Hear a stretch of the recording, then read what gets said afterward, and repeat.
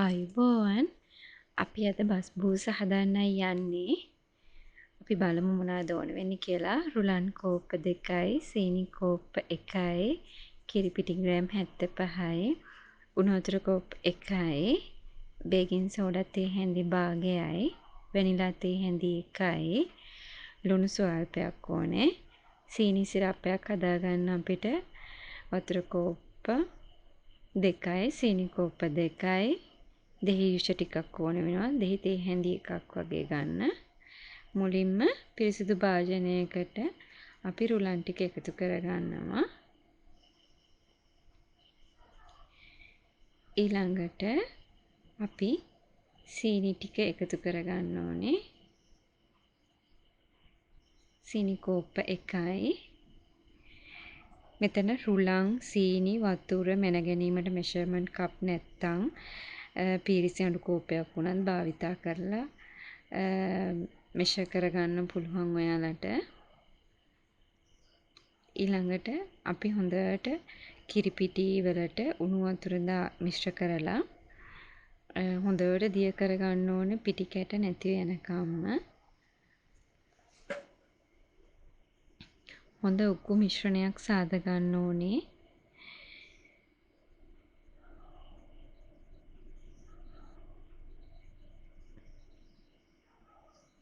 දැන් මේක පැත්තකින් තියන්න. තියලා ඉවර වෙලා ඊළඟට බේකින් සෝඩා තේ හැඳි භාගයයි, ලුණු කුඩු මං ගන්න ප්‍රමාණයම ගන්න, ගොඩාක් දාන්න එපා. මේ චුට්ටයි ගන්න ඕනේ, බොහොම පොඩ්ඩයි. ඒ ප්‍රමාණය විතරක් දාන්න.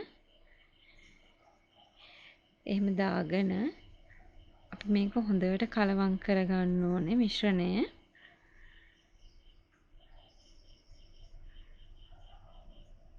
මේකට හැන්දක් උනත් භාවිතා කරන්න පුළුවන්.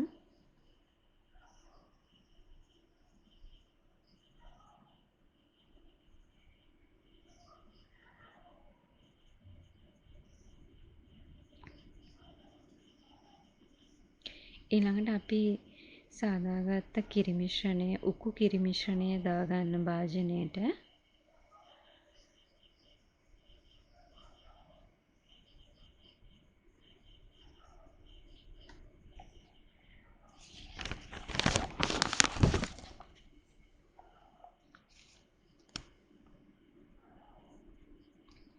ඊළඟට වැනිලා එකතු කරගන්න.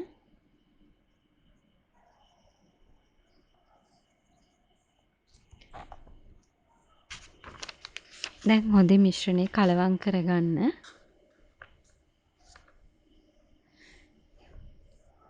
ඇත්තට මේක හරිම රස කෑමක්. ඔයාලත් හදලා බලන්න. අරාබි කෑමක් මේක. බස්බූස හදන ගොඩාක් ක්‍රම තියෙනවා. මේක තමයි පහසුම ක්‍රමය. කිසිම දෙයකින් වරදින්නේ නැහැ. අඩුම අමුද්‍රව්‍ය ප්‍රමාණයකින් හදන්න පුළුවන් මේ කෑම එක. හරිම රසවත්. ඔය හවස තේ වෙලාවට හොඳටම හොඳයි. කාට කෝප්පයක් එක්ක නම් කන්න හොඳටම හොඳයි. දැන් මේ සීනි දිය වෙනකන් මේ මිශ්‍රණය හැඳි ගන්න ඕනේ. දැන් නම් මිශ්‍රණය හරි. සීනි දිය වෙලයි දැන් තියෙන්නේ. ඊළඟට මේ මිශ්‍රණය බේකින් ට්‍රේ එකකට දාගන්න ඕනේ. මම ට්‍රේ එක ලැස්ති කරලා තියෙන්නේ ඔයිල් පේපර් එකක් දාලා. ඔයාලට බලා ගන්න පුළුවන්. ඔයාලා තාමත් මගේ YouTube channel එක subscribe කරලා නැත්නම් subscribe කරන්න, like කරන්න, share කරන්න, comment කරන්න. ට්‍රේ එකට දාගන්න.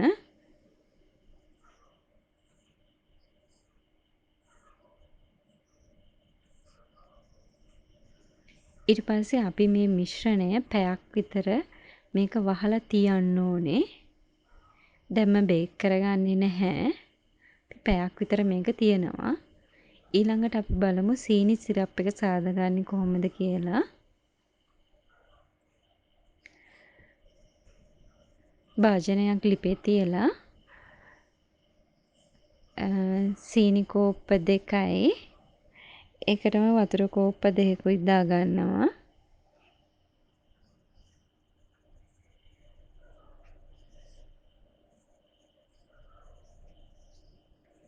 වතුර කෝප්ප 2ත් අපි දැන් දාගන්නවා.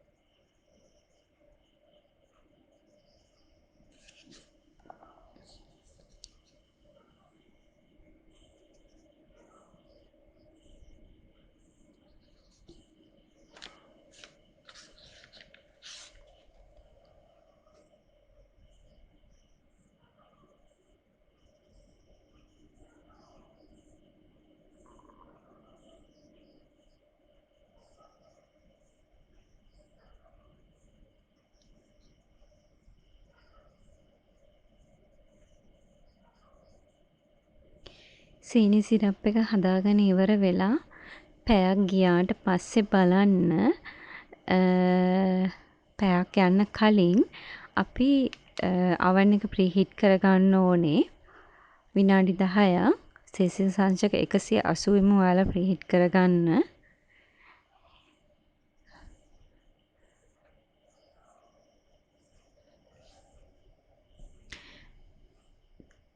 දැන් දෙහියුෂ එකතු කරගන්න.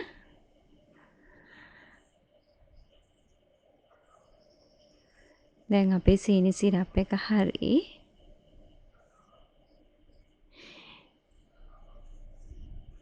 ඒක දැන් ලිප ඔෆ් කරලා නිවෙන්න පැත්තකින් තියලා තියන්න. මේ තියෙන්නේ දැන් අපි පැයකට පස්සේ බේකින් ට්‍රේ එකට දාගත්ත අපේ මිශ්‍රණය. දැන් අපි බලමු බේක් වෙලා දැන් තියෙන්නේ සෙල්සියස් අංශක 180 අපි විනාඩි 30ක් මේක බේක් කරගත්තා. අපි දැන් මේක ඩයමන්ඩ් ෂේප් එකට කපා ගන්නයි යන්නේ මේ. විවිධ හැඩවලට කපා ගන්න පුළුවන්. ඔයාලා කැමති හැඩයකට කපා ගන්න.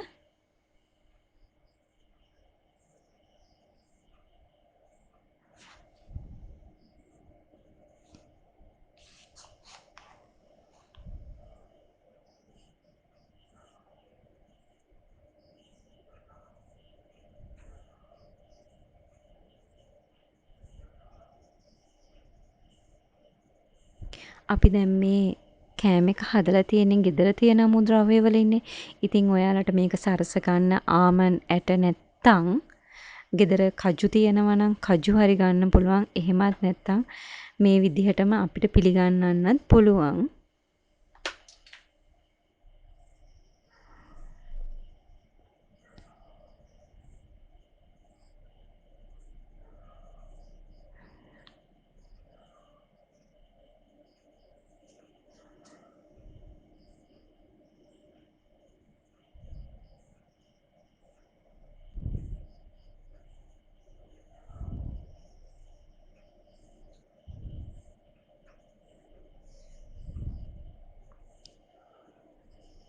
මම මේක කෑලි ටිකක් ලොකුවට කපා ගන්නවා. ඔයාලට හැඩය හොඳට පෙන්වන්න ඕන නිසා.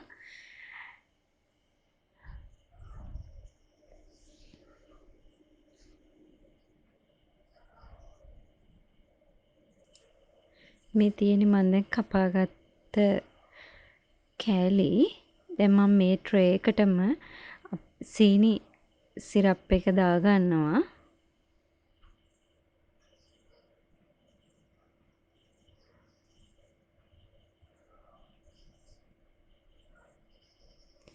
සම්පූර්ණයෙන් මේ සීනි සිරප් එක දාලා ඉවර වෙලා අපි මේක ආයෙත් සෙල්සියස් අංශක 150 උෂ්ණත්වයේ විනාඩි 5ක් විතර ආයෙත් නැවත බේක් කරගන්න ඕනේ.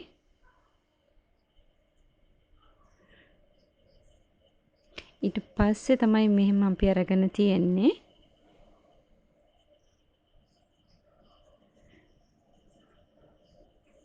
හරිම රසයි. කන්න ආස හිතෙනවා. ඔයාලත් හදලා බලන්න.